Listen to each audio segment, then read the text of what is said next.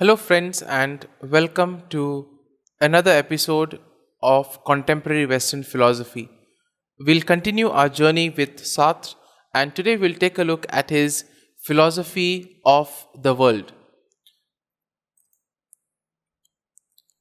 Now, Sartre's philosophy of the world has a very unsettling view because he believed that nothing has just an ultimate reason for being. That is, things just exist and we cannot explain why. Now, his philosophy will also capture a sense of meaninglessness, excess, and absurdity, which can be quite disturbing to those who want to seek a deeper purpose in life. So, let's try to look at some of his ideas in little bit more detail. First and foremost, he speaks about contingency. That is, we see that things exist without any particular reason.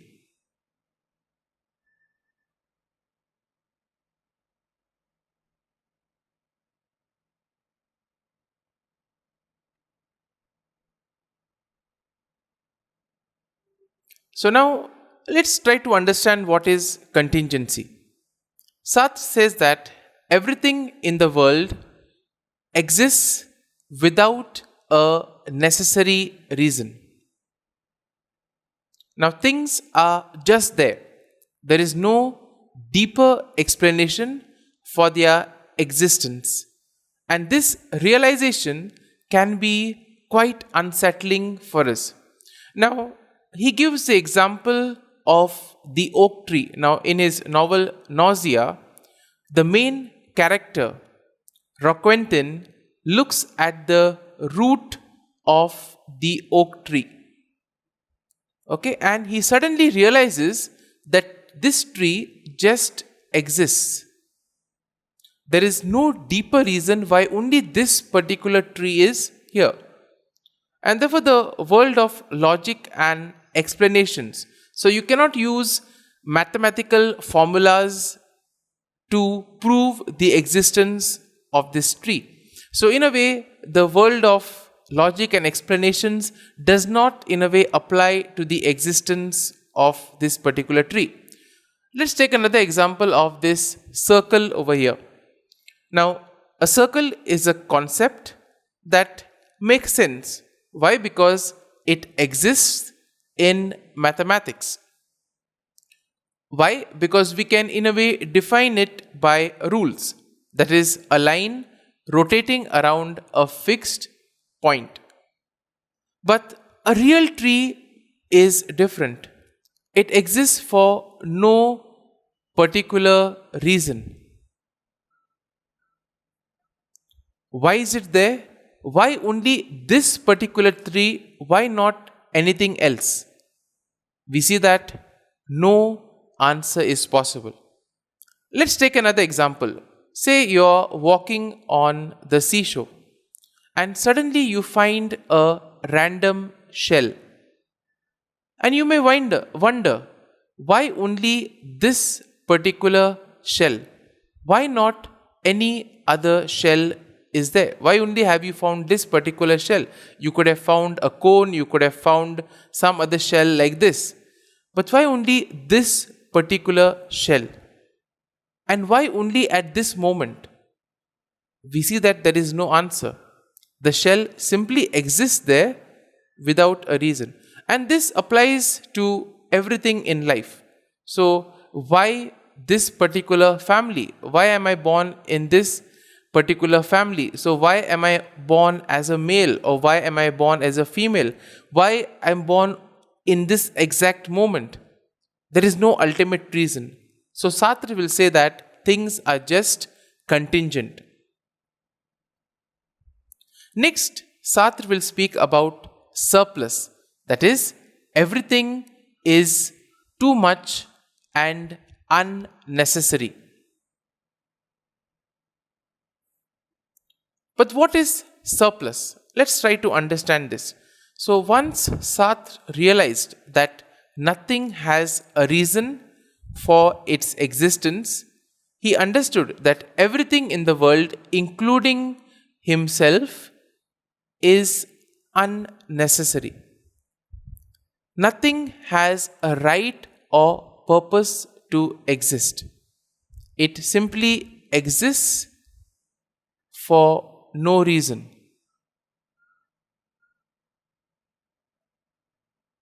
Once again, we can go to Roquentin's realization. Now, Roquentin, the character in Nausea, looks at himself and feels the same way about his own existence just as he felt about the tree. He is just there, like a rock, like a plant, or like bacteria.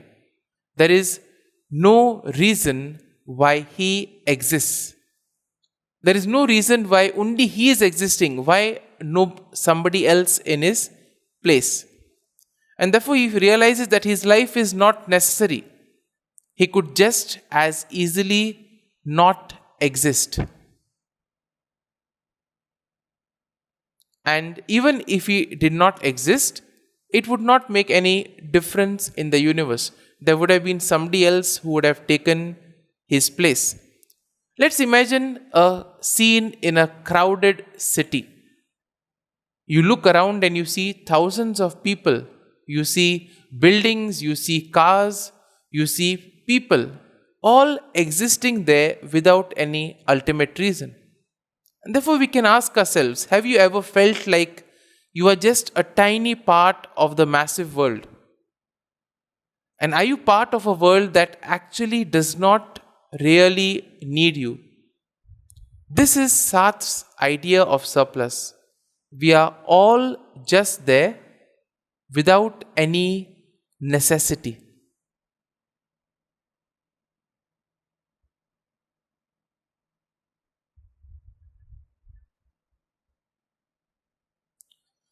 Next, he will speak about nausea. This is a sense of disgust or horror toward meaninglessness. Now let's try to understand what exactly is this nausea. Now, going back to the same character of Roquentin, once he realizes that everything exists without any particular reason, he begins to feel an overwhelming sense of disgust and horror. And this disgust and horror is what Sartre will call as the nausea. Now, it is not a normal feeling of disgust. It is not like feeling dirty or feeling unpleasant about something that we experience in the world. It is a deep existential panic.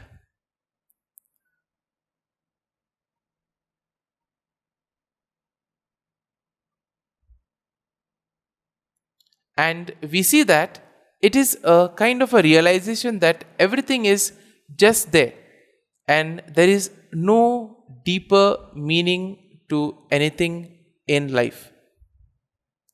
Now let's take an example again of Roquentin in the novel. He feels like he is invaded by a sense of meaningless world around him. And therefore he describes the things that he sees as soft, monstrous masses. Objects appear heavy, excessive, and without meaning. He also refers to obscene nudity. Reality feels too raw, too exposed, something shameful. He even compares existence to breathing, digesting, and defecating, as if life is just a biological process with no real purpose. Now let's take, for example, you are sitting in a silent room, okay, and suddenly you realize that everything around you, whether it is the furniture or the walls or your body, is there without any reason. You are in that room without any reason. Naturally, you will feel uneasy. You will even feel disturbed by how strange and meaningless everything is. And therefore, some people experience this feeling when they question their daily routine, Why do I wake up every day? Why do I do the same things? Why do I go to class? Why do I go to work? Why do I have to have the same breakfast in the morning? Or why do I have to have meals 3 times a day? What is the purpose of all this? These are the questions that come when you realize that everything is there without any meaning or purpose. Next, he speaks about absurdity. This absurdity is the ultimate meaningless, ultimate meaninglessness of everything.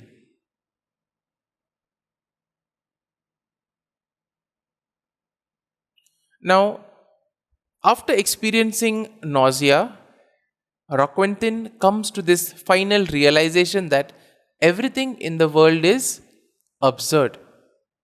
There is no ultimate reason for the existence.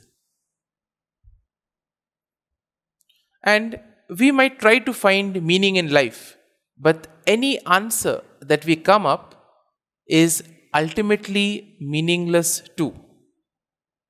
For example, the world exists, but it did not ask to come into existence. Let's say, for example, your birth. You were born, but you didn't choose to be born. You live, but you have no ultimate reason to live. You simply exist because you exist. And therefore, Sartre describes absurdity as the key to existence.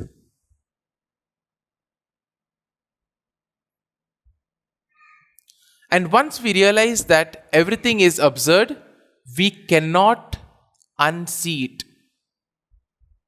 So when you see that everything around you is kind of absurd, there is no ultimate reason, you cannot unsee it. And therefore here he gives the example of the myth of Sisyphus, who is condemned to roll a rock up a hill for eternity, only for it to again roll down each time he reaches the top. And therefore his struggle is absurd because there is no ultimate goal. He just keeps pushing the rock over and over again. And therefore Sartre will suggest that our entire existence is like this. We keep living, working and striving, but there is no ultimate point to all of this. Now, how do we respond to this absurdity? Now, we see that Sartre's philosophy can be quite depressing, but he also believed that once we accept the absurdity in life, we can then create our own meaning by whatever we do. Since there is no pre-given purpose, we must make a choice. We must choose what matters to us.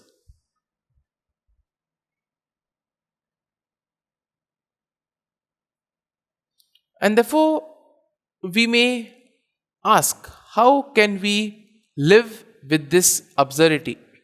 Well, first and foremost, instead of despairing, instead of giving up in life, Sartre will say that we need to accept our freedom.